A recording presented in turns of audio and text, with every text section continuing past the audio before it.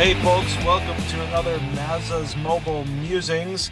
Today I just wanted to touch on something that was recently announced with Walt Disney World, and it's something that, truthfully, if when you saw it, you felt a little bit icky about it, uh, you're not wrong, because I felt the exact same way. So the Disney company, the Disney parks, just announced the launch or the upcoming launch of a new pilot program of the Lightning Lane Premier Pass, which essentially, from what they say, is supposed to give you one-time entry to all of the Lightning Lane experiences with no need to choose an arrival time. So for those of you who are unfamiliar with the current system, basically you can select 3 Lightning Lanes in advance, 7 days in advance if you're staying on property, 3 days in advance if you're not. And then from there, you can add more Lightning Lane experiences as you go throughout the day. So this is apparently going to basically say, hey, you don't have to worry about all that. You are going to be able to get on any of these one time at your leisure, which on the surface sounds okay. But then you look at this, and this is going to only be available to those who are staying at deluxe resorts and villas and some of the other select hotels like Swan and Dolphin and things like that. So it's only going to be available to those people who are staying in the top tier hotels. So that's the number one thing right off the bat. And maybe they're just piloting this with that group of people and eventually it'll expand, but those optics are not great.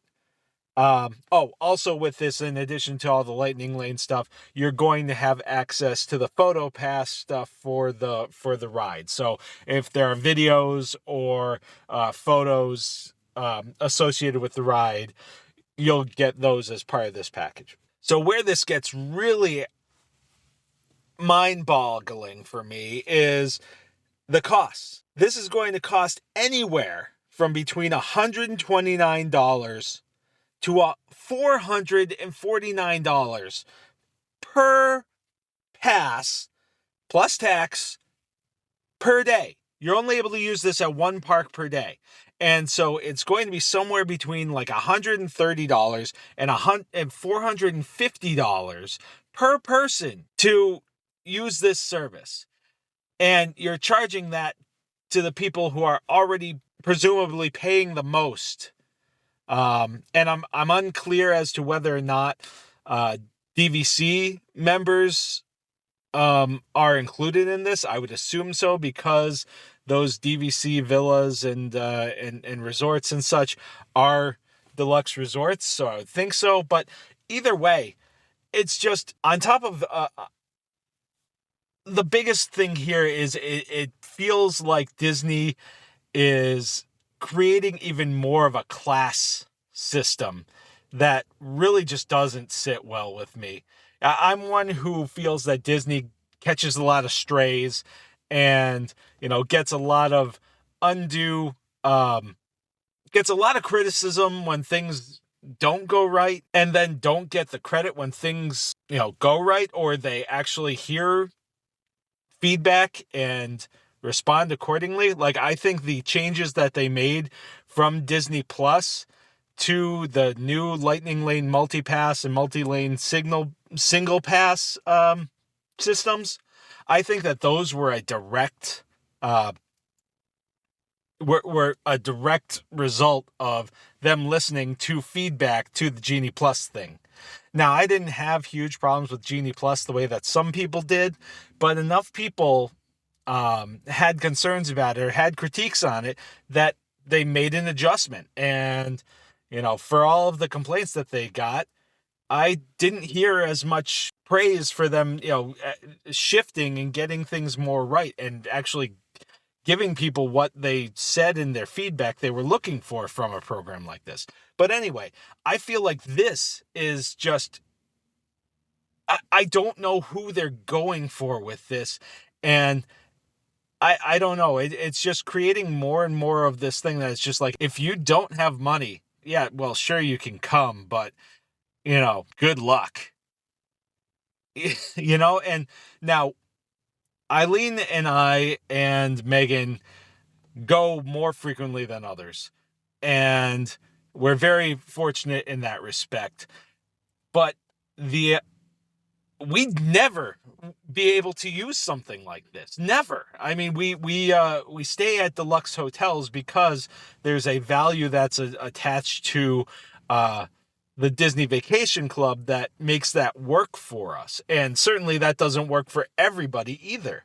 And now we also are not rich.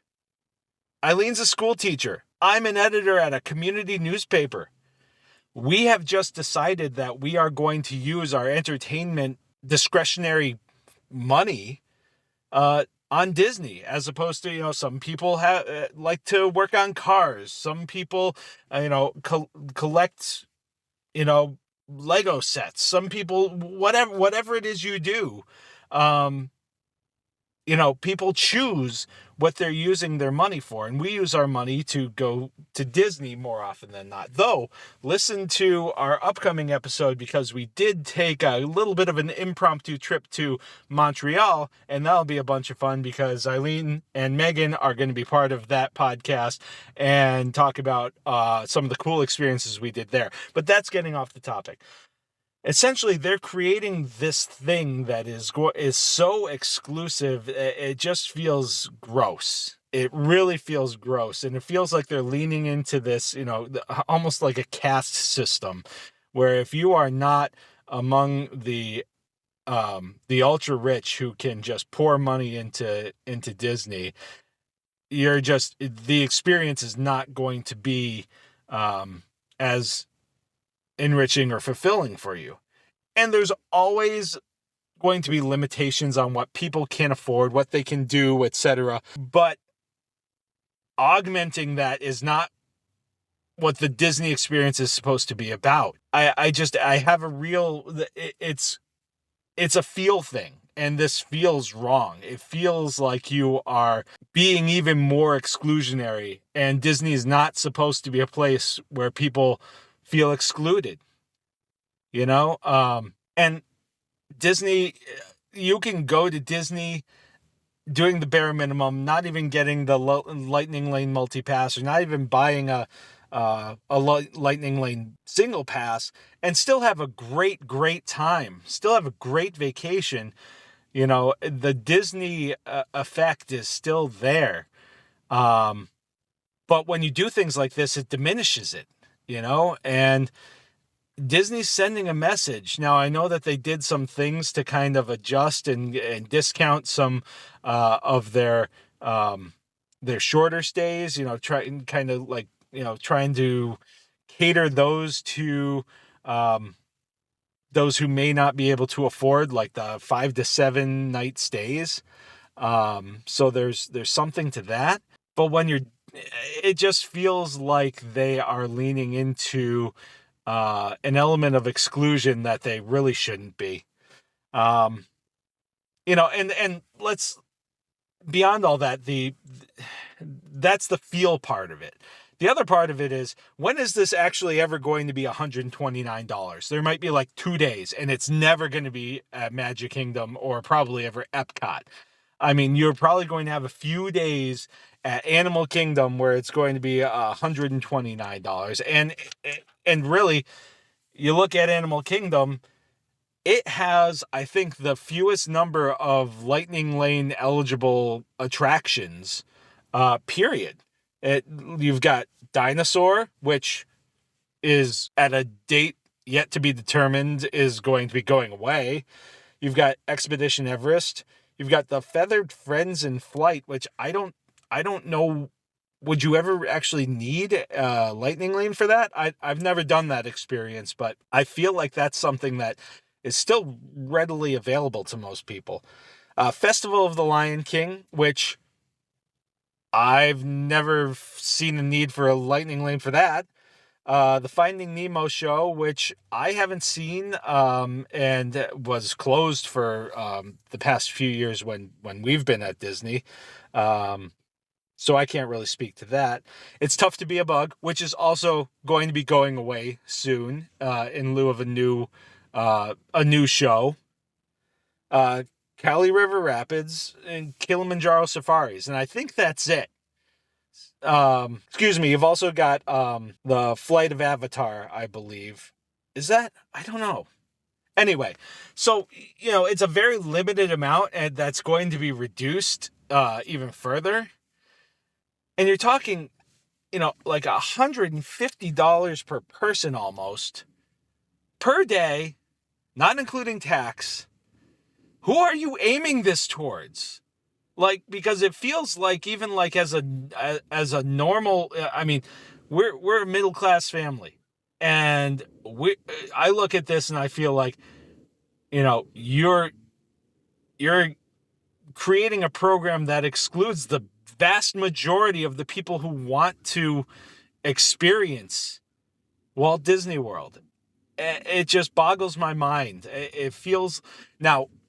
This feels like something that, and it is getting some pushback, but I feel like if Chapek was still running things at Disney at this point, he would be getting slaughtered for this. But Iger's built up some goodwill that has allowed this to, kind of fly a little bit more under the radar, and it hasn't gotten the level of scrutiny that it probably would have gotten under Chapek. But God, this just feels icky in so many different ways. I don't understand what Disney was possibly thinking with this. I don't see how this is a benefit to the company, or, the benefit to the company is some people might spend some more money, sure. But from a PR standpoint, this doesn't look good at all for the company. And for the vast majority of people going to your parks, you're making your parks less accessible to people. And I just don't understand that. Like, make Disney more welcoming, When I'm in the park, I do feel that way. I still feel like the cast members and everything do their very best to make everyone feel included, to make everyone feel welcome. But the corporate side just keeps leaking further and further into this and really making it hard for people to feel like they're being welcomed to the Disney parks. And that is this, a little bit longer than usual, Maza's Mobile Musings. Be sure to tune in to our regular podcast launching this Friday, where we'll be talking about Montreal. And thank you to everybody who's listening, and I'll talk to you soon.